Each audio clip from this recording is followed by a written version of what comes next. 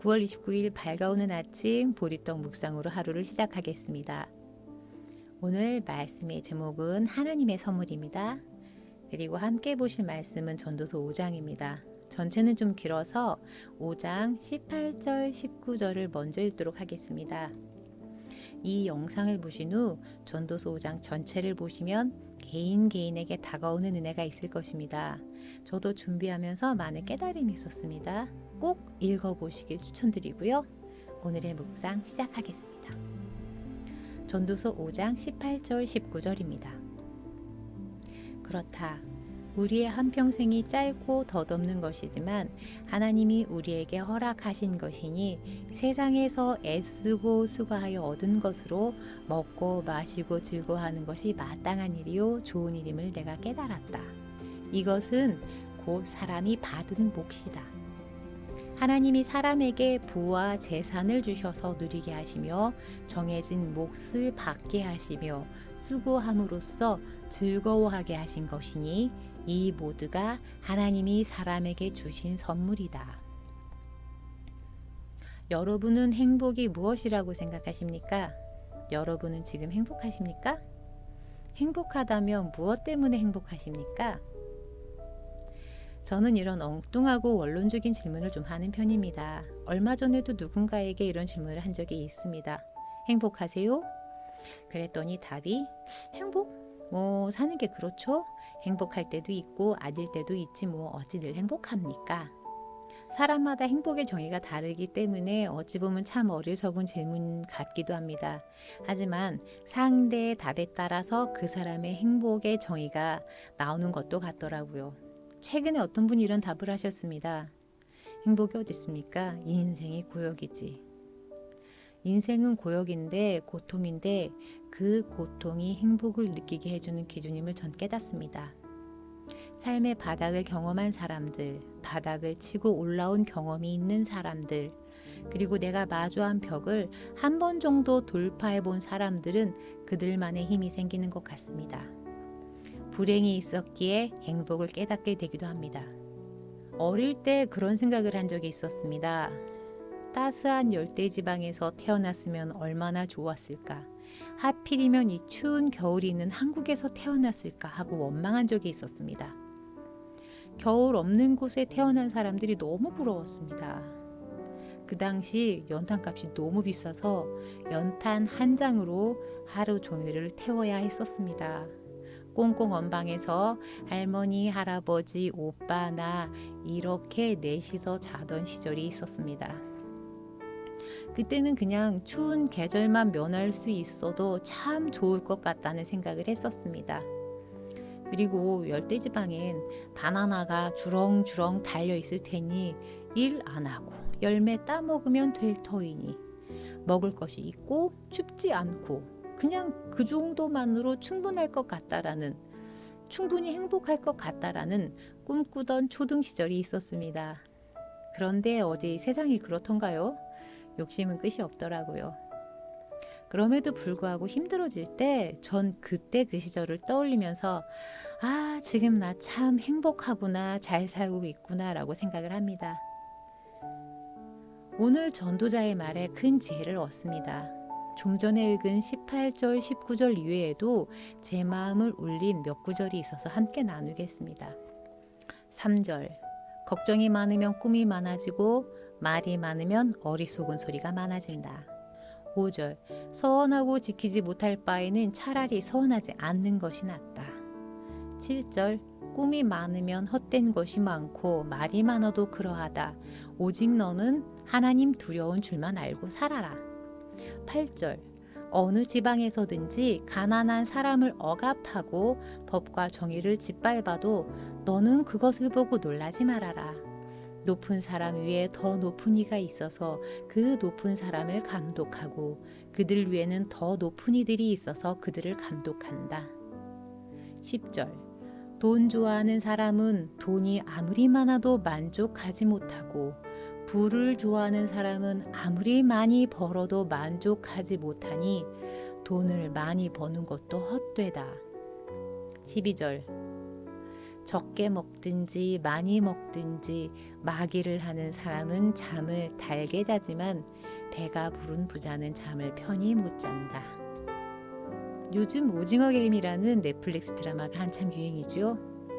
부자들이 무료함을 달래기 위해서 사람을 게임의 말로 삼아 인간 욕망의 끝을 보는 그런 게임을 시작합니다. 전 돈이 그렇게 많아 본 적이 없어서 그런 종류의 무료함이 무언지는 잘 모릅니다. 만약 부자가 그런 것이라면 굳이 부자가 되고 싶지도 않습니다. 전 지금의 제 삶이 매우 만족스럽고 행복합니다.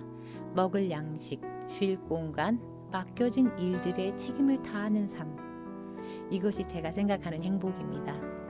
그런 의미에서 전 매우 행복한 사람입니다. 아주 단순하죠.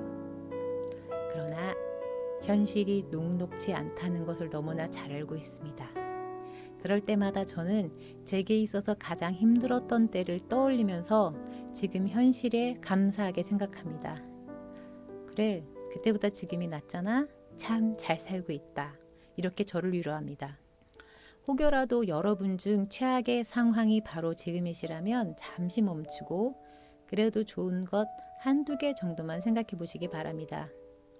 지금의 힘듦은 지나갈 것이고 여러분께서는 더 커져 있는 여러분 자신을 발견할 것입니다. 최소한 같은 어려움이 닥쳤을 때 더 쉽게 버텨낼 근력이 생기며 헤쳐나갈 방법 정도는 얻을 수 있을 것입니다. 그러면 조금 더 살기가 편해지더라고요. 자본주의 사회의 단점에 대해서 너무나 잘 알고 있습니다. 비교와 경쟁에서 오는 고통, 이런 것들을 피하기 힘든 사회임을 모르는 것이 아닙니다. 세상에 속하였기 때문에 치를 수밖에 없는 부의 축적을 위한 무한 경쟁, 사람을 황폐하게 만듭니다. 그래서 모든 여유를 빼앗아 갑니다. 그럴 때 한 번만 돌아봤으면 좋겠습니다.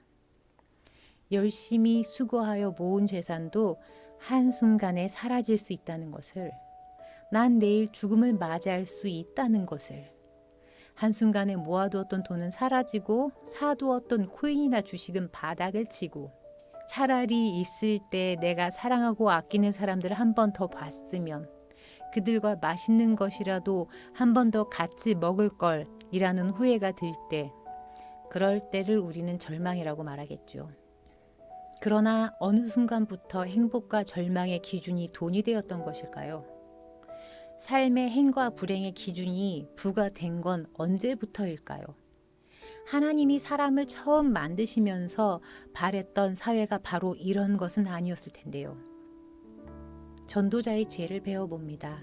18절, 19절입니다. 그렇다. 우리 한평생이 짧고 덧없는 것이지만 하나님이 우리에게 허락하신 것이니 세상에서 애쓰고 수고하여 얻은 것으로 먹고 마시고 즐거워하는 것이 마땅한 일이요 좋은 일임을 내가 깨달았다. 이것은 곧 사람이 받은 몫이다.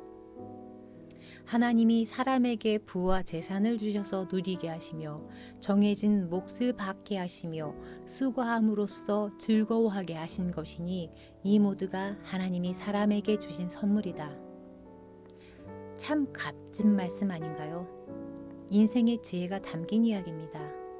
여기서 먹고 마시고 즐거워한다고 말했다고 해서 술 취해 흥청망청하는 것을 말하는 것이 아닙니다. 일상의 즐거움을 말하고 있습니다. 술을 마셔도 적당히, 그리고 가족이 허용하는 범위까지입니다.